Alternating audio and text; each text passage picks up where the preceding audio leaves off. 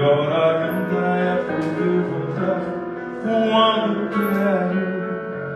Todos os dias é um vai e vem, a vida se repete na estação. Tem gente que chega pra ficar, tem gente que vai pra nunca mais, tem gente que vem e quer voltar, tem gente que vai e quer ficar, tem gente que vem só olhar, tem gente a sorrir e a chorar, e assim chegar e partir.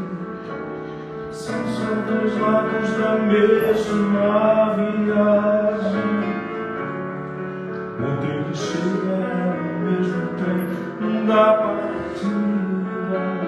A hora do encontro é também despedida. A plataforma dessa estação é a vida desse meu lugar, é a vida desse meu lugar, é a vida.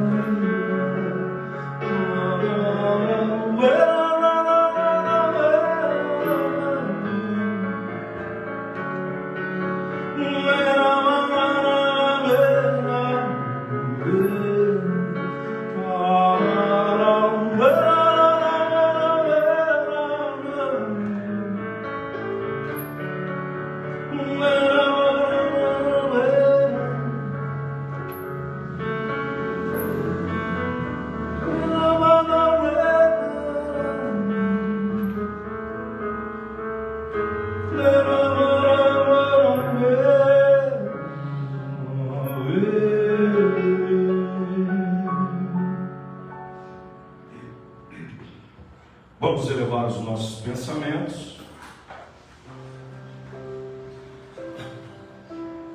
levando a oração que Deus nos ensinou. Pai nosso que estás nos céus, santificado seja o vosso nome. Venha a nós o vosso reino, seja feita a vossa vontade, assim na terra como nos céus. O pão nosso de cada dia nos dai hoje.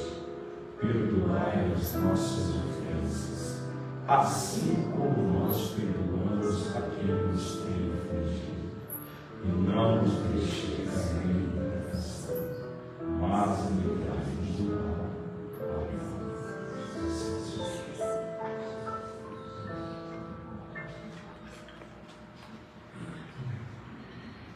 Boa noite a todos. Sejam bem-vindos mais uma vez, mais uma noite de oração, de reflexão. E hoje a gente tem a grata presença do Fernando Lemos. Seja bem-vindo, viu, Fernando? Ele é de Guariba. Já esteve aqui, né, Fernando? Então, que bom recebê-lo novamente. Ele é lá do Centro Espírita Allan Kardec, lá de Guariba. Então, fique à vontade. E já agradecendo a música, aos músicos aqui que sempre estão presentes. Que coisa linda, né? Maravilha. Por favor, fique à vontade.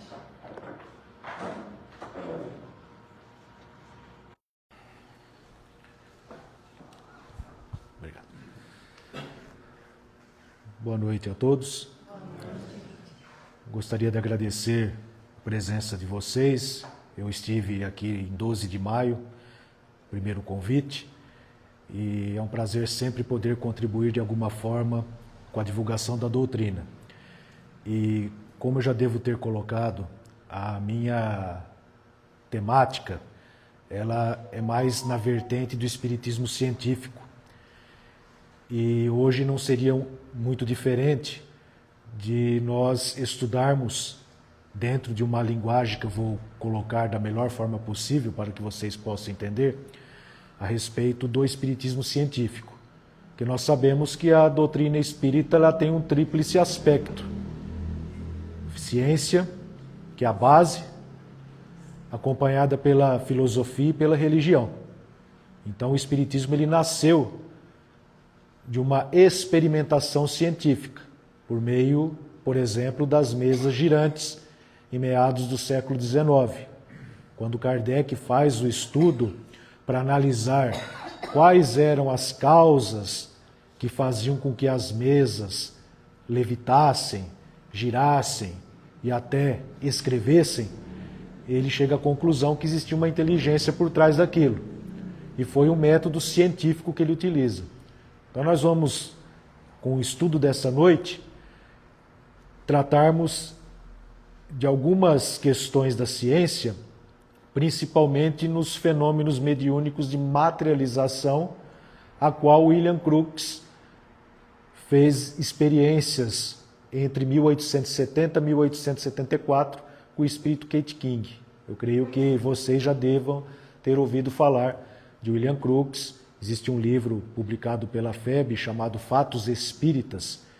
Ele é fora de catálogo, mas a gente encontra em sebos ou até para baixar gratuitamente na internet. Então ele relata os estudos que ele realizou ao longo de aproximadamente 4 anos para comprovação da existência do espírito por meio da materialização. Mas para chegar a isso, teve todo um trabalho. É isso que nós vamos hoje tratar. Então, primeiro nós temos que entender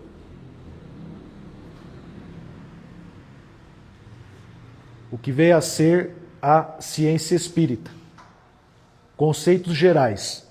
Quando nós estávamos na escola, aprendíamos ciências, lá na 5ª série, por exemplo, sobre a Terra, sobre os seres vivos, sobre o corpo humano, algumas noções de química e física básicas, né? E nós temos a tendência de achar que ciência é só um cientista num laboratório, mas claro que existem outras ciências, ciências sociais, ciências filosóficas, ciências econômicas, ciências da matemática. Então ela engloba, vamos dizer assim, todo o conhecimento humano. Nós temos linguagens, a arte, a música não deixa de ser uma ciência também para estudar, e tem toda uma relação com a matemática, a música. Então, nós temos que observar que, quando Camille Flammarion, no discurso fúnebre do enterro de Allan Kardec, em 31 de março de 1869, ele diz, vou citar apenas um trecho aqui, que o Espiritismo não é uma religião, mas é uma ciência. Ciência da qual nós conhecemos apenas o ABC. E eu diria que nos dias atuais não conhecemos nem o A, na realidade. Nós temos, infelizmente, muitas divulgações equivocadas, deturpações doutrinárias que são promovidas nas redes sociais, principalmente no período pós-pandêmico, em que verificamos muitos absurdos, até dentro da própria ciência, digamos, dos homens. Dizer, por exemplo, que a Terra é plana, isso é um retrocesso à Idade Antiga, à Idade Média. Falar que nenhuma vacina funciona. Tem que ter, em primeiro lugar, nós temos que ter bom senso e estudar, para verificar se aquele fato ele tem fundamento ou não. A ciência ela se desenvolve ao longo de centenas e centenas de anos. E não pode, de uma hora para outra, desaparecer por conclusões precipitadas ou por pseudo-sábios que divulgam absurdos e incongruências dentro das redes sociais. Então nós temos que tomar um cuidado. Outra coisa que Flammarion coloca é que as manifestações obtidas pelos médiuns são de ordem natural. Ele fala do magnetismo, do sonambulismo. O que significa? Que não há milagres. Milagre nós podemos considerar como um determinado fenômeno que nós não temos explicação. A partir do momento que nós temos uma explicação, deixa de ser caracterizado milagre. É um fato natural, uma lei natural. Então, no fundo, todas as leis, tanto da ciência terrena como da ciência espírita, mesmo que nós não conheçamos como que se processam, muitas vezes, são todas leis naturais. Deus não derrogaria ou anularia uma de suas leis para querer provar a sua magnificência.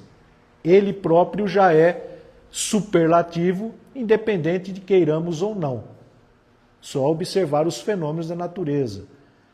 O sol, o fenômeno das marés, as plantas, o crescimento, os animais, as centenas de milhares de espécies de seres que tem nesse planeta, todos caminhando rumo à evolução. Só por observar a natureza já vemos a perfeição divina, então não teria sentido ele querer se mostrar fazendo com que uma lei fosse modificada.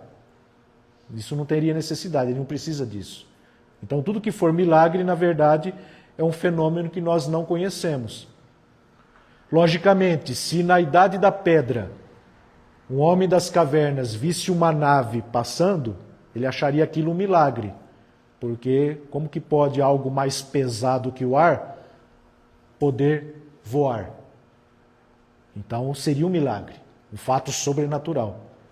Mas, com o desenvolvimento das ciências, Santos Dumont, conseguimos obter os efeitos do voo, da aviação. Deixa de ser milagre.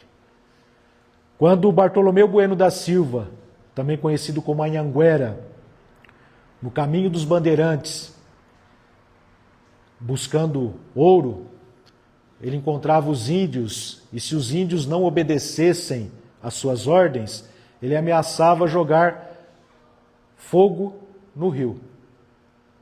E ele conseguia, pegando um vidro de álcool, que os índios não conheciam, pinga mesmo, que tem teor alcoólico elevado, jogava no rio e ateava fogo, porque o álcool é menos denso, ele flutua na água, e os índios achavam que ele estava jogando fogo na água. Então eles ficavam com medo e obedeciam a ele, porque eles não conheciam o álcool etílico. Para o índio aquilo era um milagre, mas era apenas uma lei de combustão do composto. Então por isso que deram o apelido dele de Anhanguera, diabo velho, né? Porque ele fazia essas coisas para assustá-los. Então esse é um exemplo de uma experiência, né? O que é ciência? Conjunto de conhecimentos adquiridos, historicamente acumulados, ao longo do tempo, que são estruturados em métodos, teorias e linguagens próprias, para chegar-se a uma conclusão, em síntese. Então aqui está uma definição do nosso dicionário Aurélio, né? Então, por exemplo, o método científico, então eu estou passando nesses itens para chegarmos ao tema que são as experiências de Crookes. Como ele conseguiu demonstrar que existe o espírito. Porque o espírito, esse conceito, existe desde a antiguidade. Nas cavernas existem pinturas que remetem a fantasmas. Então sempre existiu o fenômeno mediúnico, só que não se sabia como isso se processava, né? As religiões surgem devido àquela questão do contato, a princípio, dos seres terrenos com o mundo espiritual. Então essas aparições que surgiam, os homens das cavernas retratavam, porque eles não conheciam a escrita ela é muito mais recente, aproximadamente 4.000 anos antes de Cristo. Os homens das cavernas são centenas de milhares de anos. Então eles não tinham escrita. Então eles faziam o quê? Desenhos. São chamadas pinturas rupestres, né, nas cavernas. E ao longo do tempo vai aparecendo fenômenos. Na própria Bíblia nós temos centenas de fenômenos mediúnicos. Claro que com outros nomes. Quando fala lá, por exemplo, o profeta estava inspirado, recebeu inspiração e citou alguma coisa, então nós temos no Antigo Testamento os profetas, nada mais é do que eles eram médiums. A palavra profeta do grego prophet, que significa intermediário. ou seja, entre o mundo material e o mundo espiritual. Então é apenas uma questão de palavras. A palavra médium, que Kardec criou, ela vem do latim intermedium, que é intermediário. Médium é de mediação, é entre o lado de cá e o lado de lá, simplesmente. No hebraico nós temos os Neviim, que significa profetas, mesma coisa. Então o objetivo é o mesmo, o que se muda são as palavras, né, para a mesma coisa que ocorre, no caso o fenômeno mediúnico. Quando eu falo em método científico, primeira coisa, eu vou observar o fenômeno. Então, vamos supor, eu tenho um livro aqui, ele tem um certo peso, tá? O correto seria massa, né?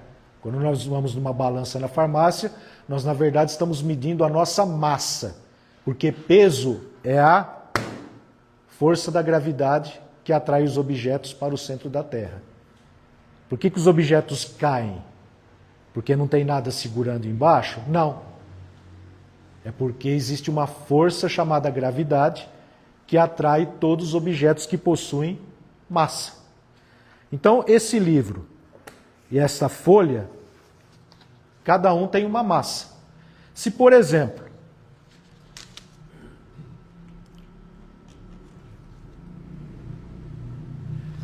eu pegar essa folha e este livro e lançar da mesma altura, quem cairá primeiro?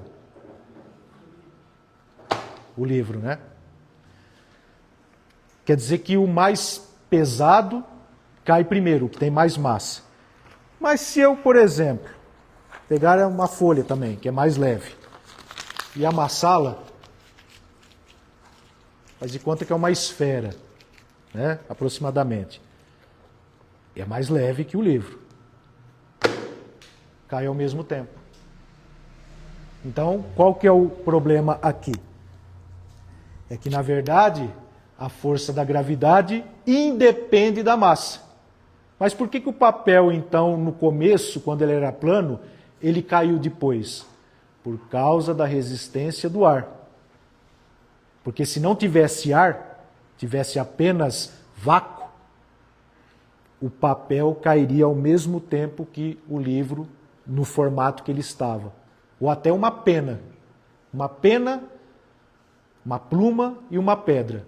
No vácuo, a ausência de ar cai ao mesmo tempo. Então é uma comprovação que a lei da gravidade independe da massa dos objetos. Então, este exemplo que eu estou citando é o método científico. É um exemplo. É uma experiência que eu posso fazer em qualquer lugar da Terra, em qualquer laboratório, que sempre vai dar o mesmo resultado. A força da gravidade faz com que os objetos caem de uma mesma altura ao mesmo tempo, independente do seu tamanho, da sua massa, da sua quantidade de matéria. Então essa foi uma observação que eu fiz, que depois chegou numa hipótese. A hipótese era, o mais pesado cai primeiro que o mais leve, porque realmente na hora que eu fiz a primeira experiência, foi isso que aconteceu. Porém, quando eu mudo o formato, ou quando eu tiro a resistência do ar, essa hipótese já não serve. Vai ser a outra, que é, independente da massa, todos caem ao mesmo tempo, da mesma altura, independente do seu peso, da sua massa. Aí eu realizo o experimento, foi o que eu fiz aqui, para demonstrar se a minha hipótese tinha validade ou não. Então aquela que falava que o mais leve chega depois, não é verdadeira. E aí no final das contas eu chego, aqui tá escuro, não dá para enxergar, mas é aceitação ou rejeição da hipótese. Então a hipótese aceita é que, independente da massa, todos caem ao mesmo tempo, da mesma altura. Tá? Então esse é um exemplo de método científico. Tá? E foi isso, claro, em outras situações, que Kardec e muitos outros cientistas utilizaram para comprovar a existência, por exemplo, da vida após a morte, a existência do espírito. Tá?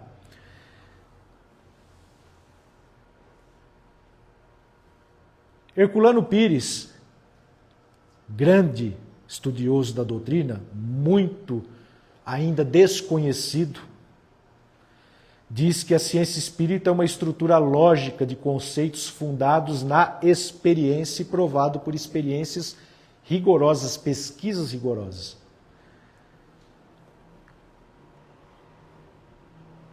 Espiritismo é uma ciência de observação e não de imaginação. As ciências só fizeram progressos importantes depois que seus estudos se basearam no método experimental. Esse é um exemplo. E tantos outros. A ciência propriamente dita tem por objetivo o estudo das leis do princípio material e o objetivo especial do espiritismo, as leis do princípio espiritual. Por isso que eu falo ciência espírita. E o espiritismo e ciência se completam. A ciência sem o espiritismo, conforme Kardec diz lá na Gênese, ela se acha na impossibilidade de explicar certos fenômenos só pelas leis da matéria. E o espiritismo sem a ciência ficaria sem apoio e nem comprovação. Então um necessita de outro. Kardec dizia, o espiritismo deve estar par a par com a ciência. Se a ciência demonstrar que o espiritismo está equivocado em determinado ponto, ele se modifica nesse ponto e continua acompanhando a ciência. Então, o próprio Kardec dizendo isso. Porque a ciência pura, sem dogmatismos, sem parcialidade, ela vai explicar os fenômenos da natureza. Tanto das leis da matéria, como também, dentro do possível, das leis que regem o mundo espiritual, de certa forma. Só que Kardec chega uma hora que ele diz assim, parece que ele joga um balde de água fria. Ele fala, o espiritismo não é da alçada da ciência.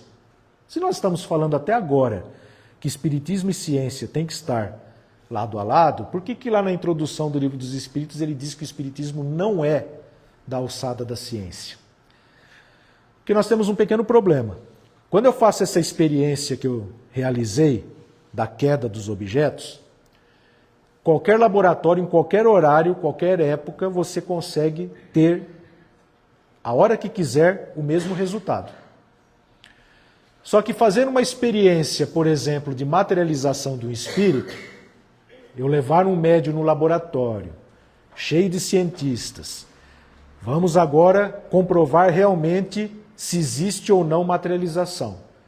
Coloco o médium de efeito físico, todo o ambiente preparado, toda a aparelhagem de verificação, temperatura, etc. Tudo em ordem. Vamos agora aguardar o espírito surgir. Aí o espírito ele não quer fazer o experimento. Ele, por exemplo, ele se recusa. Não vai acontecer. Depende da vontade dele.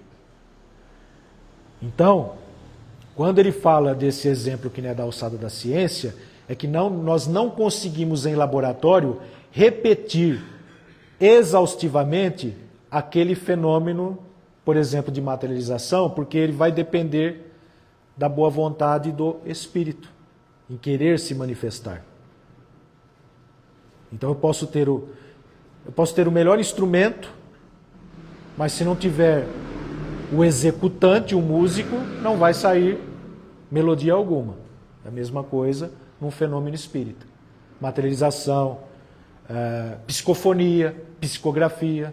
O médium pode estar esperando. Excelente psicógrafo, mas se não tiver um espírito querendo transcrever, nada vai sair.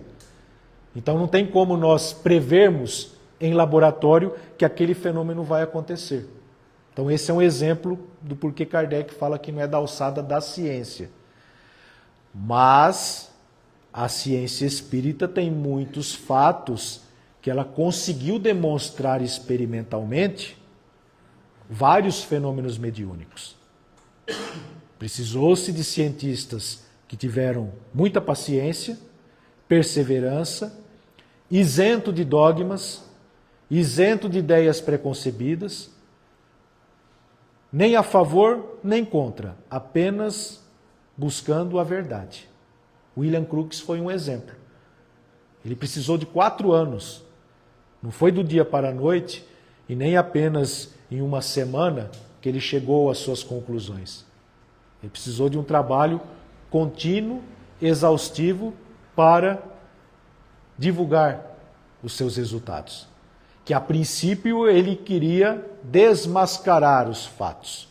Porque como existiam muitos médiuns que realizavam essas experiências mais de modo fraudulento, infelizmente, então ele queria, na verdade, desmascarar. Mas no final das contas ele chega à conclusão que aquilo não era apenas possível, aquilo era real.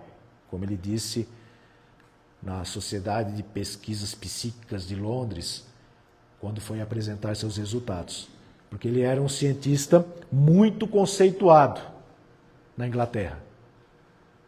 Então os cientistas acharam, quando ele disse que ia verificar se aquilo era verdade ou não, eles disseram, agora nós vamos ter realmente alguém capacitado para provar que tudo é embuste. E pasme, no final das contas, ele se rende aos fatos, após 4 anos de pesquisas, para demonstrar a existência do espírito. Aí, claro, ele ficou, de certa forma, marginalizado, porque o orgulho falou mais alto.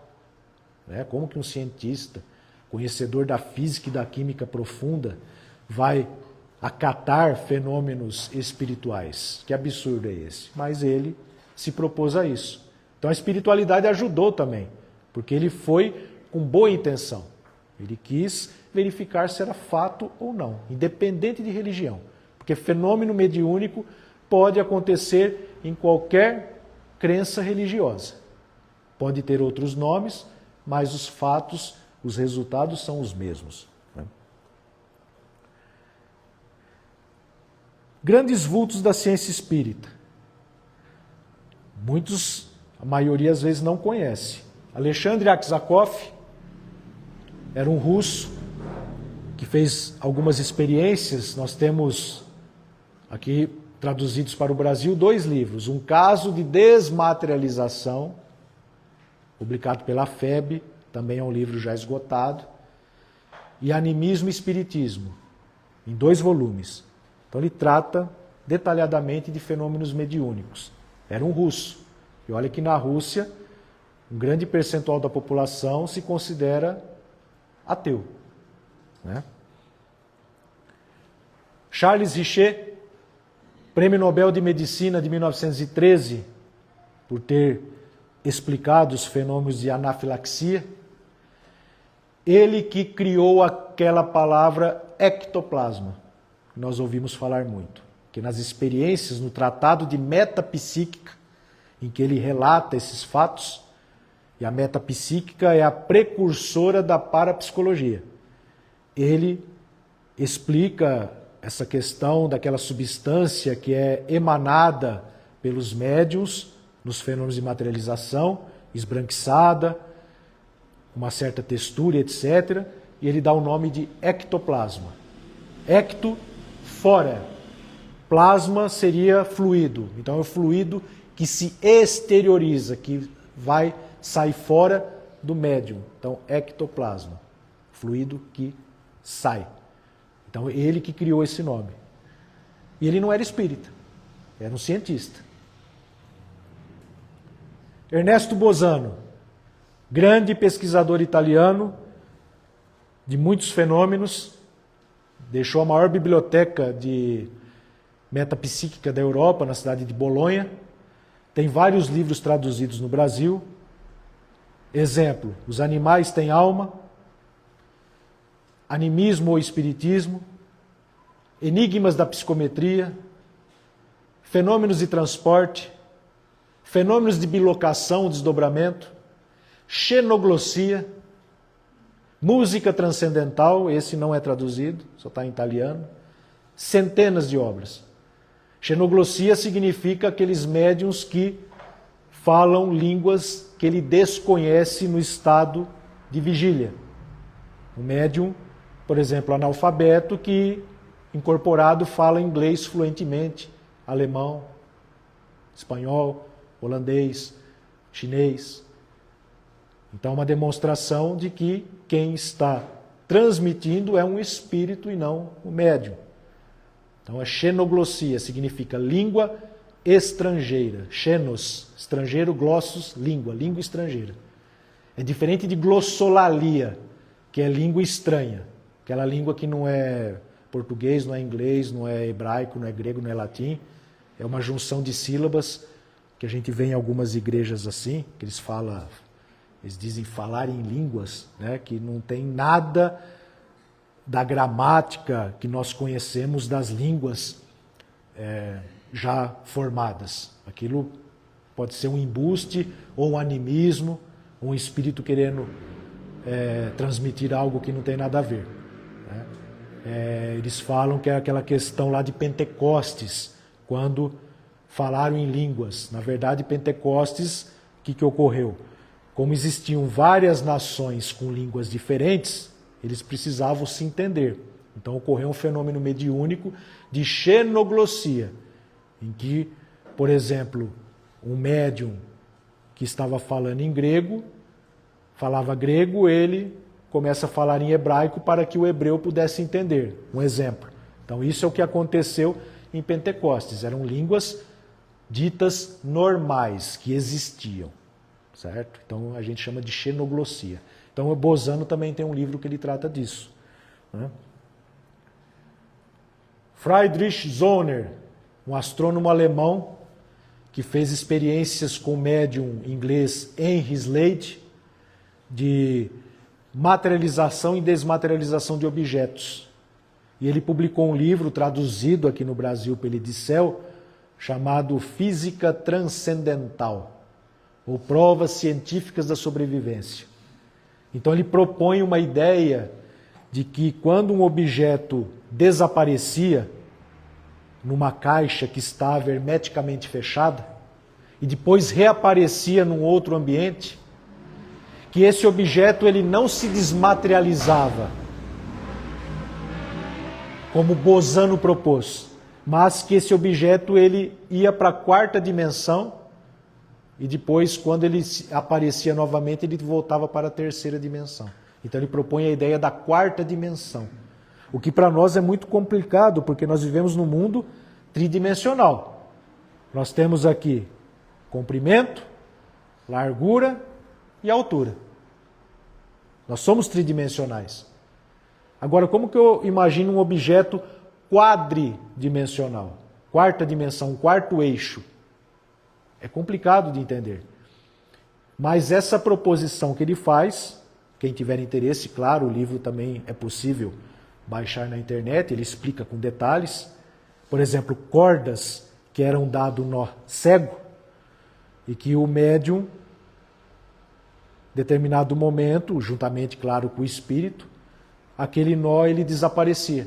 A corda ficava reta novamente, sem precisar de desatar o nó. Como que se explicaria isso? Ele explica utilizando o conceito de quarta dimensão. É como se eu estivesse num lago, tem vários peixes. Para aqueles peixes, se eles pensassem, eles estariam num plano. Eles não teriam conhecimento de quem está fora do lago. É como se fosse um mundo bidimensional. Só tivesse comprimento e largura. Achatado. Vamos chamar de planolândia. Imaginemos que nós estamos num mundo que só tem comprimento e largura, não tem altura. Como se fosse uma folha. Você consegue ir para a direita, para a esquerda, para cima e tal, mas você não consegue subir e descer, porque você não tem o terceiro eixo. Então, para aquele peixe que está no lago, o lago para ele é como se fosse duas dimensões só. Se alguém enfiar a mão dentro do lago, o peixe vai ver aquilo e ele vai pensar que é um fato sobrenatural. De onde surgiu aquela mão? Da terceira dimensão que ele não existe. Estou fazendo só um paralelo. Tá? A gente sabe que o peixe está numa terceira dimensão. Mas é só para a gente ter uma ideia de como que seria. Da mesma coisa se aqui do nada aparecesse um espírito e aparecesse apenas uma mão. Ou seja, de onde que ele está? Ele não está nessa dimensão nossa, ele está numa dimensão superior. Aparece e desaparece. Então essa é a explicação que Zohner faz no seu livro. Tá? Gabriel Delany, engenheiro francês, contemporâneo de Kardec,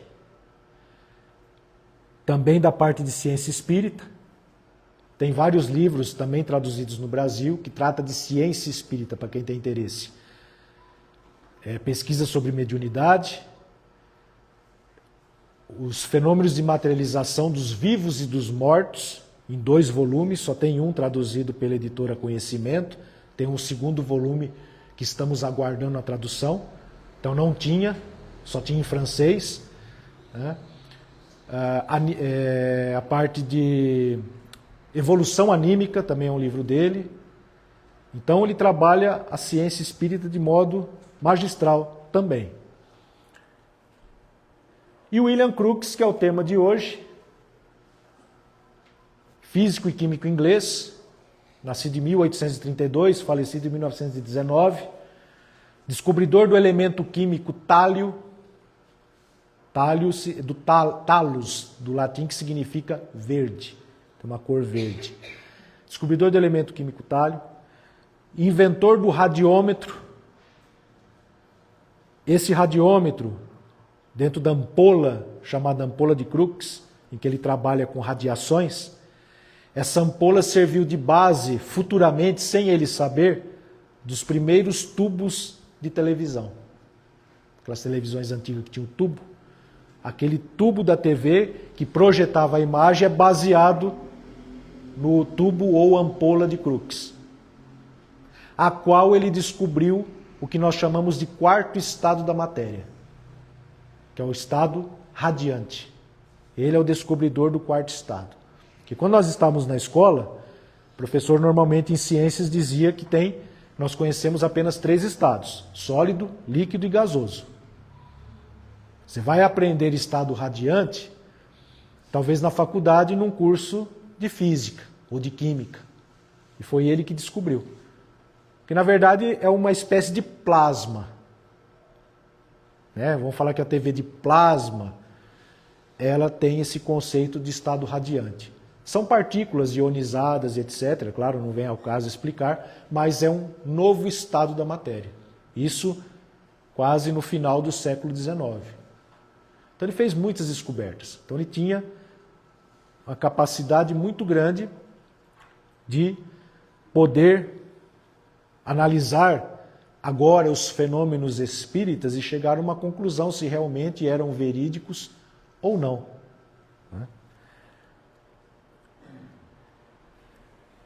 E quando nós falamos das experiências de Crookes, nós vamos remeter lá no Livro dos Espíritos, questão 93, quando Kardec pergunta assim: se o espírito nenhuma cobertura tem, ou como pretendem alguns, está sempre envolto numa substância qualquer.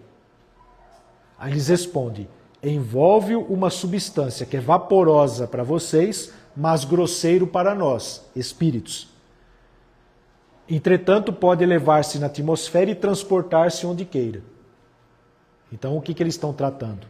Do que Kardec chamou de perispírito, que é o corpo do espírito, ou corpo espiritual, que Paulo, apóstolo, já tratava nas suas epístolas.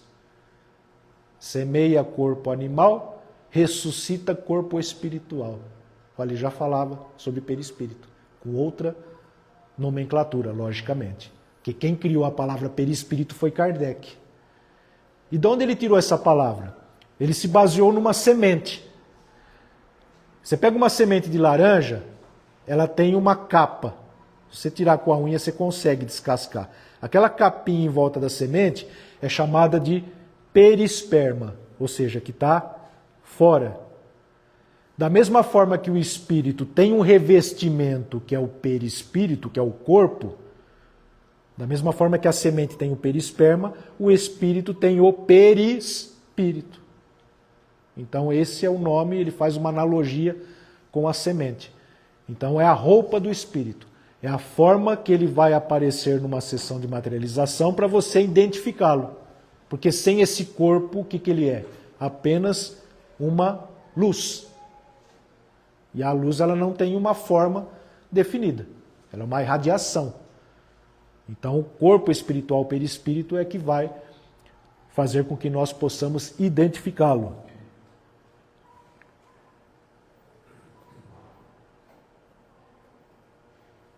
Espírito e matéria. O espírito pode-se dizer que ele é imaterial? Olha a resposta. Como definir uma coisa quando faltam termos de comparação e linguagem deficiente? Pode um cego definir o que é luz? Então, eles dizem que incorpóreo seria mais exato, imaterial não é bem o termo. É uma matéria quintessenciada, muito sutil. Ou seja, eles estão dizendo que o espírito é uma espécie de matéria. Por isso que eles dizem, incorpóreo é mais exato, imaterial não é bem o termo. Porque se ele existe, ele é alguma coisa. Será que ele tem peso? Talvez. Ínfimo. Nenhuma balança aqui vai... O espírito chegar em uma balança não vai acusar absolutamente nada. Lógico. Né? Mas se ele existe, ele é alguma coisa. Por isso que eles falam matéria quintessenciada. É o que dá para nós entendermos dentro da nossa linguagem. É o mais aproximado possível. Não deve ser exato, mas é o que nós possamos entender no presente momento. Tá? Isso aqui é importante, essa questão espírito, matéria e perispírito, para nós entendermos as experiências que Crookes fez. Então aqui apenas dizendo que aos 20 anos publicou experiências sobre luz polarizada, espectroscópio, intensidade de luz, aqui apenas informativo. Já era um sábio distinto pela descoberta de amalgamação do sódio, que é utilizado até hoje na Austrália para a metalurgia do ouro, descobriu o elemento químico tálio. Outra descoberta que é a matéria radiante, que eu citei agora há pouco, apenas algumas das suas grandes descobertas. E aí nós temos a questão das materializações. Vocês talvez já devam ter visto pela internet ou em livros as imagens que ele fotografou do espírito Kate King ao longo das sessões. Então nós temos o William Crookes do lado esquerdo, de braço dado, com o espírito materializado.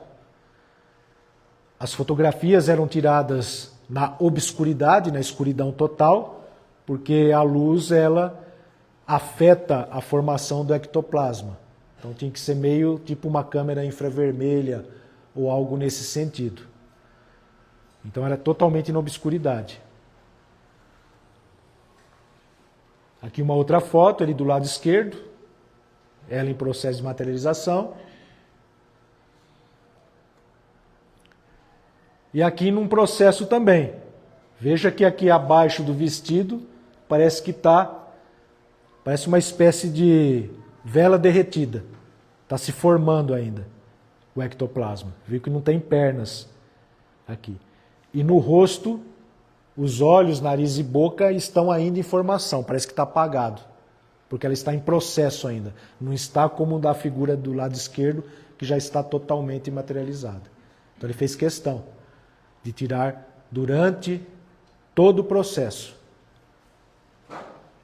Aqui são médiuns de apoio e a médium chamada Florence Cook que ficava numa cabine escura atrás.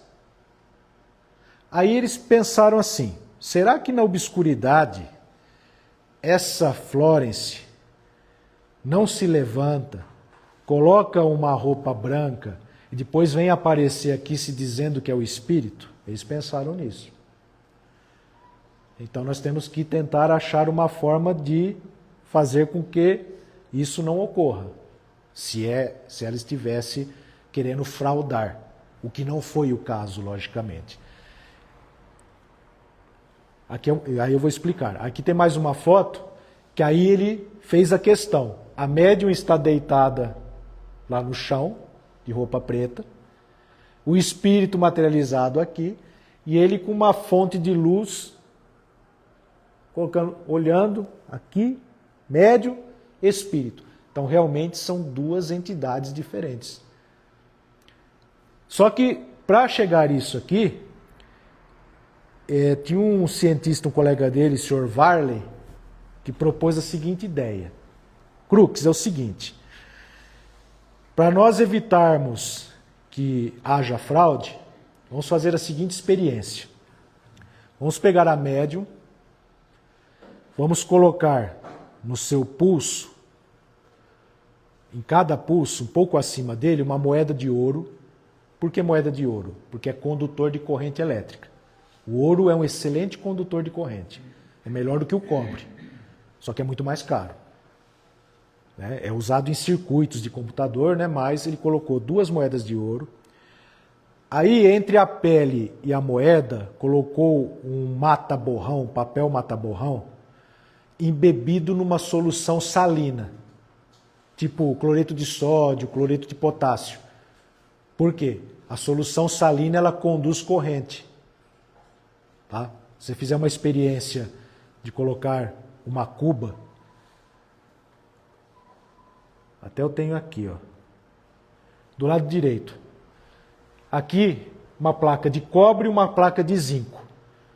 Dentro de uma solução de sulfato de cobre e sulfato de zinco, uma ponte salina contendo cloreto de potássio. Poderia ser cloreto de sódio também, que é o sal de cozinha.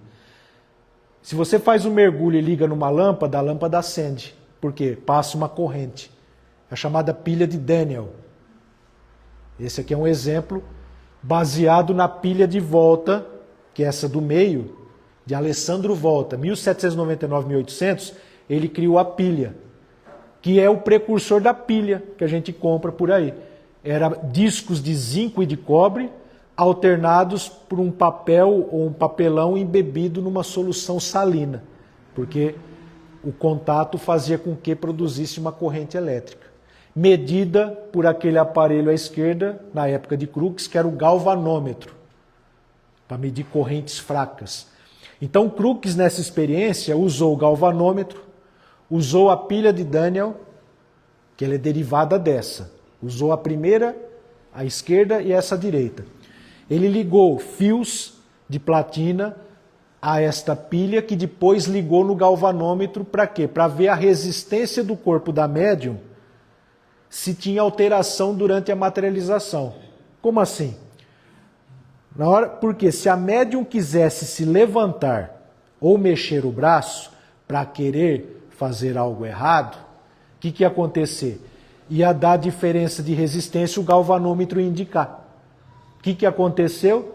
Durante toda a experiência, o galvanômetro mediu a resistência do corpo, porque nós conduzimos corrente elétrica também. Quando a gente encosta o dedo numa tomada, a gente leva choque porque o nosso corpo conduz corrente. Mas todo o corpo tem o que nós chamamos de resistência, que é a resistência e a dificuldade de fazer a corrente passar. Então nós temos na nossa casa chuveiro, ferro elétrico, aí a resistência maior ou menor. Quanto maior a resistência, menos energia, menos corrente. Quanto menor a resistência, mais corrente. A diferença transforma em calor, por isso que o chuveiro esquenta, o ferro esquenta, né? Chamado efeito Joule. Então, durante toda a experiência, ele chega à conclusão, ele relata que a médium, o valor de resistência não sofreu alteração, significa que ela ficou imóvel. Se ela ficou imóvel, quem que aparecia nas fotografias? O espírito materializado. Então, olha, ele usou um método científico de laboratório para que não houvesse quaisquer tipos de fraudes. Então, olha a perspicácia exaustiva para chegar a esta conclusão. E ele mediu pulsação do espírito. O espírito dava a impressão que era uma pessoa viva. Então, você encostava nele, tinha temperatura, tinha batimento cardíaco, colocava um estetoscópio lá e escutava o coração bater, os pulmões, a respiração.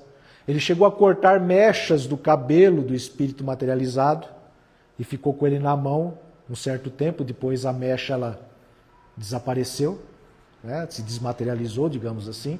Então era como se fosse uma pessoa viva, né? Então, esse é um exemplo de método científico que ele utilizou para chegar a essa conclusão. Então, eu digo que William Crookes, ele colocou uma pá de cal em cima da ideia de que espírito é apenas algo da imaginação, ou algo fantasioso. Não, é real, como ele disse aos membros da Sociedade de Londres. Não digo que isso é possível, digo que isto é real. E acabou a conversa. Aí, no exemplo aqui para finalizarmos, essa foto é aqui no Brasil. Cidade de Socorro, região das águas lá. Águas de Lindóia, Serra Negra. Em 2005, eu conheci um senhor chamado Walter Ebran, da cidade de Paraibuna, que ele veio fazer uma palestra que era CPFL nas escolas. Eu trabalho na área de educação, então era sobre conscientização energética e tudo mais, com professores. E aí um dia, no intervalo, eu estava conversando com ele, e não sei que saiu de assunto sobre fenômenos espíritos, e falou: Fernando, eu tenho uma foto aqui, vou te mostrar. Aí ele me mostrou essa foto. Depois ele me mandou pelo Facebook, aí eu salvei, né? Era aquela foto ainda tirada no filme comum, que tinha que revelar. Aí ele falou, perguntei, o que é essa foto? Ele falou o seguinte: aqui é um almoço de professores lá na cidade de Socorro. Quando eu fui tirar a foto, ele tirou. Na hora de revelar, aparece aquela imagem que é uma silhueta de um corpo feminino. Eu falei, tinha alguém nesse local, na foto? Ele falou, não, não tinha. E na revelação saiu. Quer dizer, um espírito, né, que impressionou o filme fotográfico. Né? Então, estamos aí cercados por eles. Então não deixa de ser uma experiência científica. Só que não usou o método científico, porque eu falei assim, eu não vou... nesse momento eu vou tirar uma foto agora, vamos ver quantos espíritos vai aparecer. Pode não aparecer nenhum, porque depende da vontade deles. Esse espírito quis aparecer. Então, certamente devia ter algum médium aqui, muitas vezes que não sabe que tem mediunidade, e usando os fluidos do ambiente do médium e do próprio espírito, ele impressiona o filme fotográfico. E aparece. E finalizando, Einstein dizia: a ciência sem religião é manca, e a religião sem ciência é cega. Não deixa de ser muito diferente do que Kardec diz. Quando espiritismo e ciência se completam, porque um sem o outro vai faltar comprovação, não vai ter sustentabilidade. E Einstein, nós consideramos que foi a pessoa que desmaterializou a ciência. A ciência, o materialismo morre por falta de matéria. Um cientista disse sobre Einstein quando ele trata da equivalência massa-energia, ou seja, tudo é energia, em diversas formas, que são as diversas manifestações, ou melhor dizendo, as diversas fases do fluido cósmico universal, da onde tudo deriva, tanto o mundo espiritual como o mundo material. Então, era esta nossa mensagem, eu espero que pude ser compreendido, e muito obrigado pela participação.